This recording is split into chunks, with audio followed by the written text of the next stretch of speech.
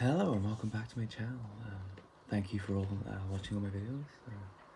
Anyone that's tuned in, subscribe. And had a few new subscribers recently. Thank you very much for all. I've been a bit quiet recently on making my videos just because we had an extreme heat for about a week, and it's just very hard to even think to do anything but just pass out when I was at home. And then when night died down, I just kind of got busy in the garden and all that stuff, get some work done. And now another weekend's just passed, another extreme heat, and yeah, it's been tough. I mean, also been reading them for a bit too, trying to actually just get some of these books read. Just making a lot of videos where it's like I haven't read this book, but I've heard great things about it, so I thought just try and actually get some of these books read. So this is just a quick reading update. I read a couple of books recently that I wanted to talk about. So that's basically what this video is going to be. Hopefully just a short video. I'm not really great at talking about videos, talking about books in a great in-depth critical manner. So just kind of what I thought about them, what I got out of them and stuff. So just very quickly. So the first one up is Mordecai Richler's The Street. And this is a book written that's I guess it's non-fiction. It's not. It's kind of non-fiction from a fiction author. So that still sounds a little. It feels a little fictiony, but it's just basically short stories about him growing up on Saint-Aubin Street in Montreal. He's a Jewish Canadian writer that also lived a long time in London in the UK. So it is him kind of just being nostalgic about his childhood in Montreal, and it's very specifically about being a Jewish son of from Jewish immigrants as well. So it's a very unique look into that, and some of the stories talk about the tensions between the Francophones and the Anglophones, the Jewish and the Catholic. But I like when he says, as much as that goes on, the actual, the real villains, the real people that they had a rivalry with were actually the Wasps. So I quite like that. And I definitely know later on in his career, this book was from 1969. Later on in his career, Mordecai Richler did kind of fang a lot of the Quebecois people about his views on Quebec nationalism. But that's neither here nor there with this book. It's just great vignettes on growing up in the street, and there's this great stories about when they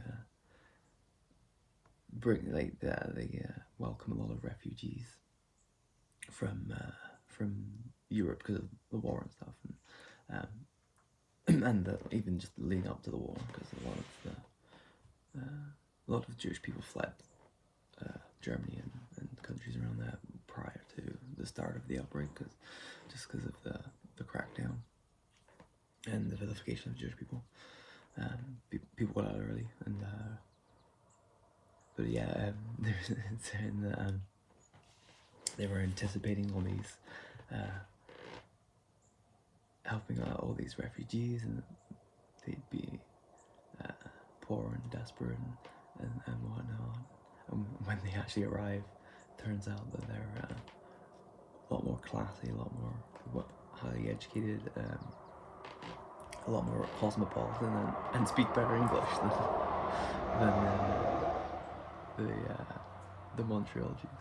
It's pretty funny. And then there's a great story about when they go to they sneak into the genteel only beach, and then in the daytime, and then they see the sign that says genteel only, and they hide out, and then they end up stealing it, and then they take it to their beach. They cross out genteel, write Litvak. It's just great stories like that, and about different people who lodged. There was a writer that talks about how eventually was. Yeah, and just talking about like the local stores and the local kind of. I think there's a baron called Tansky who's a communist, and he's always like sussing people out and seeing if he likes you or not. Yeah, it's just a really great book about growing up in Montreal, a very specific childhood in Montreal, at a very specific time. Yeah, it's just good fun. It feels quite nostalgic. Like I don't think that Montreal existed. That he grew up existed back in 1969. So he talks with the first about coming back to visit after being away for so long. So yeah, that was just a great read. And in the second book I read, I saw Greg at Supposedly Fun had a bookshelf tour, and he said he had this book, and because he's worked in bookstores and stuff, and a lot of people will tell him about their favorite book, and it's very intriguing. So he tries to buy them and read them, and what got me is he mentioned a book that I know very well, but for me, someone that says it's their favorite book of all time, it kind of brings up a lot of connotations, and I get a very good sense of what kind of person they are, and it's not always that flattering. I messaged him, and I correctly guessed that the person was in their mid-20s, because I think this is a book you probably only would say was your favorite when you're in your mid-20s. I mean, I might be wrong. If it's still your favorite book, let me know. And you're not in your mid-20s, but I think it's a book I definitely liked way more when I read it about 10 so years ago. I actually still really enjoyed the reading experience of this book. It's definitely very problematic. But anyway, the book is Ask the Dusk by John Fante, and it's basically set in LA. This young, hopeful writer from I think Boulder in Colorado moves to LA. He's Irish. He's not Irish. He's Italian American, and this is written in 1939, and it's a contemporary novel as well, because it mentions a bit something about Hitler and the start of the war, but it's a very in passing kind of comment. But yeah, it's back when Italian Americans were still very much vilified and called names and stuff, and so he kind of has that baggage. But yeah, he's kind of dining out on this one story that got published. I think it was a short story that got published. Got a bit of money for that and a bit of acclaim, and he like still shows it to people, and they're kind of impressed. They're completely not impressed by him. What he looks like. It's just like 20-year-old, and he's like, oh yeah, I got published this. And he's like, oh okay, you look a bit differently.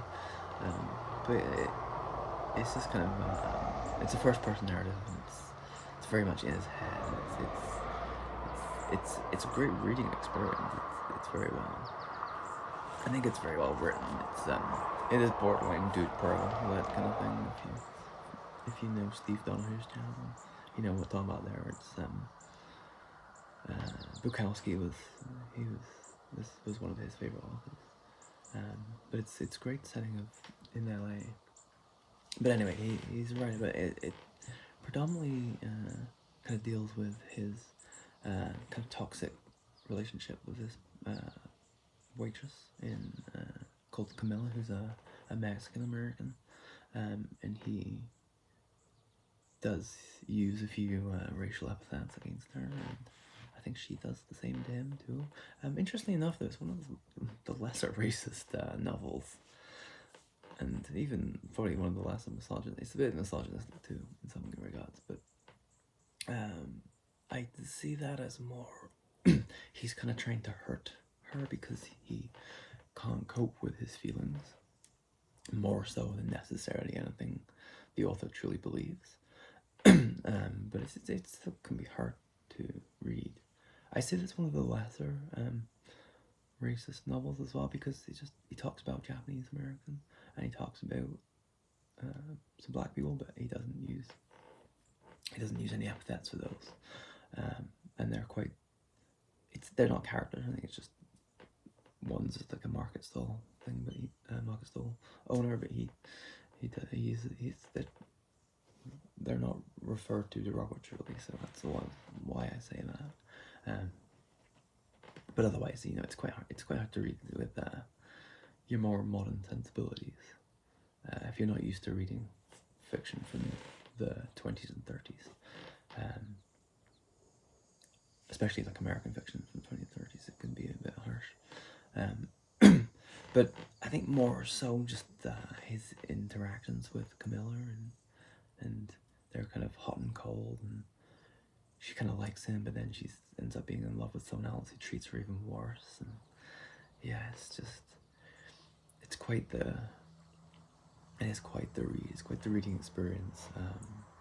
It's definitely a book you read and appreciate in the mid-20s or early to mid-20s, when you don't have anything figured out and you don't know what's going on, and you have a lot of feelings that you can't handle necessarily, and I know you're still quite inexperienced in the world a lot.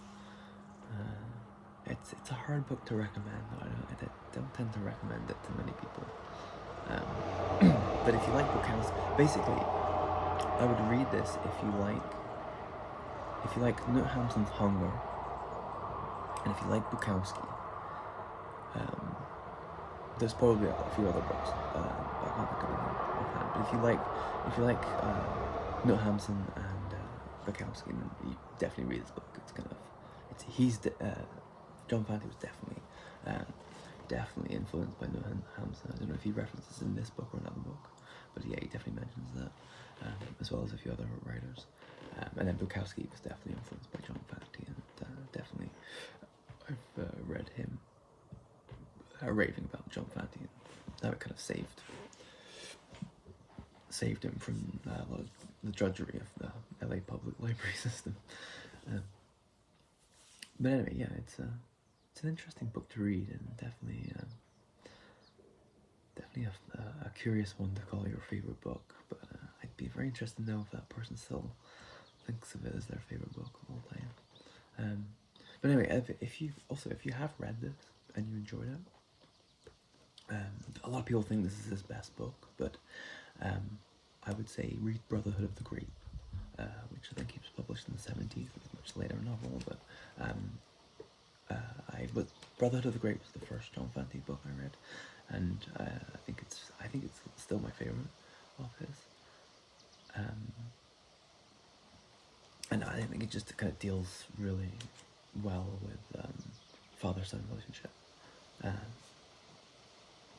It's kind of like it's not a bad father-son relationship, but it's also not a great one. It's strained, and I think it definitely kind of really does remind me of kind of my own relationship with my father, which is it's kind of one of mutual respect, but kind of mutual stubborn restrainedness too. So yeah, I would definitely recommend, if you like John Fante, definitely recommend reading that if you haven't already. But otherwise, I would definitely recommend Mordecai Richler. It's my first Mordecai Richler book, but I'm definitely going to read more. I've got 3 others just in the shelf here. So yeah, and that's it. That's for today. It's hopefully do a few more videos this week, and yeah, hope you've all been good. Might do a Tag Tuesday video today. I'm off today, which is a bit weird. Not usually off today, but yeah, gotta get some work done in the garden. Hopefully, if it's not too hot, and yeah, we'll see what the day goes, and keep on reading. So yeah, have a good day.